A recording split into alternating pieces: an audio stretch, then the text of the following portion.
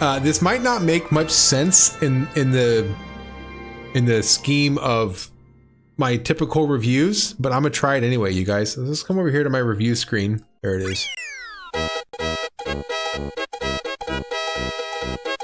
So I usually do this at the end of games.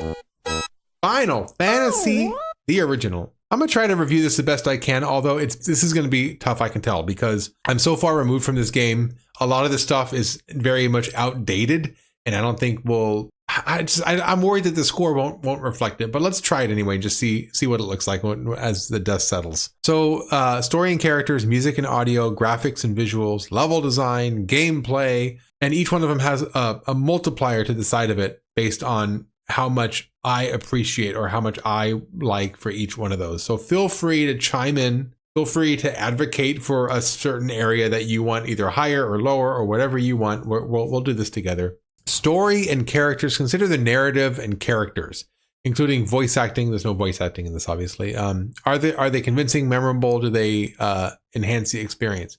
I didn't play a lot of RPGs back in the NES era. Other than Zelda, I didn't play any of them. And basically that was Link. And you can name Link whoever you wanted. If I had played this back in the day, this would have been the only game I would have ever played where you could select several different characters and name them and play as all the different characters. So I think I'm trying to keep that in perspective, because by today's standards, this is trash, right? You pick just basically these little sprite characters. You can name them what you want and they have different abilities. Big whoop, right? But back in the day, I feel like that would have been a big deal. The problem is, though, I'm not very well versed in the old RPG games. How many other games out there could you have chosen characters? And did any other games do it better? Right? What characters? They have whatever personality you assign to them. Yeah, that's true.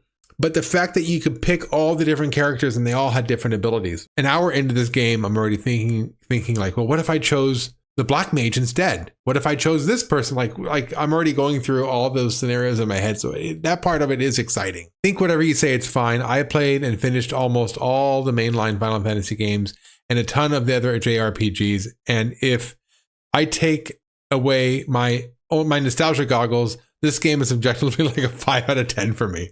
Yeah, story and characters. I do think it's neat that you can pick the different characters. It would have been nice if they gave more speaking roles to the different characters, or had different characters have different attributes that were, I don't know what I'm trying to say. This is really hard to grade. I'm going to go with a 4. I'm going to go with a 3. I'm going to change my score again.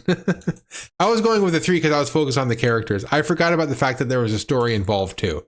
So the characters, I think, is neat that they have a wide array of them and that you can pick them and have different kinds of experiences playing the game with different characters. The story was very just get this and then go get that. And then this will give you that. And then back and forth. And I also didn't like that when you completed a shrine, that was it. You just moved on and did the next thing. You didn't go back to the original village that you came from and have them actually respond or have a small cutscene or have them give you something that makes it worthwhile. It's just for progressing the story, and that's it. So, okay, there you go. There's the 2. Music and audio. There's a lot of music in this that even I recognize, not being a fan of the original. Now, I realized that the original game was like a bunch of 8-bit sounds, and I was listening to an orchestral rendition of it. But the orchestral rendition of it tells you that the bones were there. The melodies were there, and they're beautiful, and they're memorable, and they endure, and I still remember them today. So I'm going to go with a 5, some of the better music and games that I've heard. And it might be worth playing the game again and putting the music to the 8-bit version just to listen to how it was in the beginning. But a lot of unique melodies, a lot of melodies that are very memorable today. Like when you beat a battle, that little sound that you get, even I recognize that, Graphics and visuals, this is a hard one for me to grade because of the fact that I didn't play the original. I played the Pixel remaster. But I'm going to say this is a 3.5. I mean, it's a fine looking game. 3.5 out of 5 would be 70%. So, I mean, it's a fine looking game. It didn't, I'm trying to think, like compared to Zelda looked great. Other games of the time looked great. And this game looked okay. So there you have it. Level design. Now this one I can compare to Zelda because I played that a lot when I was a kid. And the level design here is okay. The overworld map, I think, looked great. I like the geography. I like the mountains. I like the jagged edges of the shoreline. as opposed to Zelda where it was just flat lines and, ups and downs and lefts and right and very right angle-y. So I like that about this. But once you actually go inside the shrines, there's nothing to interact with when you're in the overworld. There's nothing to really do other than just travel from point A to point B and then get random encounters. That's really all there is to it. There's nothing in like when I was stuck in that one spot and I was like, do I have to move the pillars? Like there's nothing like that going on. There's no interacting. I did like the feeling of exploring. I did like the way the overworld looked, but when you got into the shrines, they were very basic. There wasn't a lot of interactivity with any of the levels. So I'm going to go with a 3.5 on that as well. Now the gameplay, that's where I'm going to get into the pacing of this game. And the pacing is extraordinary.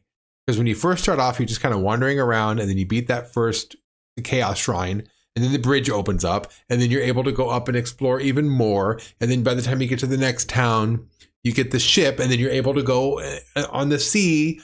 And then you blow up that little peninsula area and you're able to go out even farther. And then you end up getting the airship and then you can go up north. Every single time I sat down to play this game at every interval, the next time I played it would be like a new type of game. Land, then the sea, then the outer sea, and then the airship. So you keep, the way they layer it, it just keeps you coming back. It keeps this game feeling fresh all the way through. That's extraordinary. That didn't happen in Zelda. I'm trying to think, like the biggest contemporary of this to me would be Zelda. I know that had Dragon Quest and other games, but the one that I played was Zelda. And that one, you just walk across the whole damn map. You did get the raft at some point, but that wasn't for traversing as much as it was just for accessing a new area of the map for you to walk around, So this is much better than that. This is much, much better than that. The characters leveling up, you can't really pick an attribute for them to level up. You could buy spells for them with the mages, but other than that, leveling up just happens. I wish you could have selected a skill to have them, get better at. That would have been nice. I mean, equipping swords and equipping weapons, that's just basic. I can't give it much credit for that, but you could do that. I guess that's kind of cool. The turn-based is funky. And that's my biggest gripe with this game is I don't like selecting what each character is going to do right up front without knowing who's going next. What enemy am I going to be attacking? I wish that you could select what you're doing at your turn. So if the enemy goes, and then it's your turn. And then maybe it's your next person's turn. And then it goes back to an enemy, their turn. And then maybe it comes back to your turn. That would make a lot more sense to me. I don't like going click, click, click, click, and then just kind of seeing what happens. That takes a lot of the control away. And that made for more just frustrating moments where you don't know what's going to happen. You heal, but maybe you didn't need to heal. Maybe by the time it's your healer's turn, maybe you want to cast something else. So I don't like the fact that you can have up to 9 enemies on the screen at once, especially given the only characters who can do an area of attack, an AoE, are the magic people. I wish the knight or the warrior or somebody can like do a slash attack where he attacks like the whole row or the whole column or something. They didn't have any of that. That would have been really nice to have that. So yeah, the pacing of the game is really good. The weapons, it's nice to get the weapons. It would have been nice to be able to upgrade the weapons even more. It would have been nice to level up a certain character more so than you would, a certain area. But, I'm going to give it a 4. I'll give it a 4. Let's see where this lands, you guys. It's a C game. It's interesting to imagine that a franchise that's so profound in the gaming community, and even outside of gaming, there have been movies. People who don't even play the games are probably familiar much more than they know about the music and just the overall part that it has to do with the culture. Like there's a lot in this game. It's hard to imagine that, the first one to start off is so flawed. And I'm playing the Pixel remasters. What I've been hearing in chat, you guys have been talking about glitches and issues in the game's code in the original. And I heard, from some of you guys that the NES version is probably the worst version to play. So C sounds right. Oh, I see what you're saying. The McDonald's of JRPGs. Oh, listen to you. Well, from an outsider, I could tell you I've heard a lot of great things about Final Fantasy. I'm looking forward to continuing and playing them. I'm really looking forward to 6 and 7. I've heard a lot of good things about those. And number 10. I heard lots of good things about number 10. So from an outsider, it is nice to finally kind of come in, kind of ease myself into the franchise and kind of see what it's all about and see where it started. Looking forward to continuing the journey.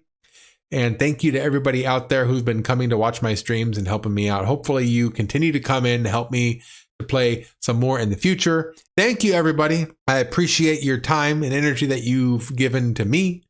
If you're willing to hang out to watch some dude play Final Fantasy, then cool. That means a lot to me. So I'll see you next time with, I don't know what game. I don't know if I'm going to go right into Final Fantasy 2 or if I'm going to play a little palate cleanser in between. We'll see. Thanks to everybody who come through to watch me play this game. Take care of yourselves. I will see y'alls later.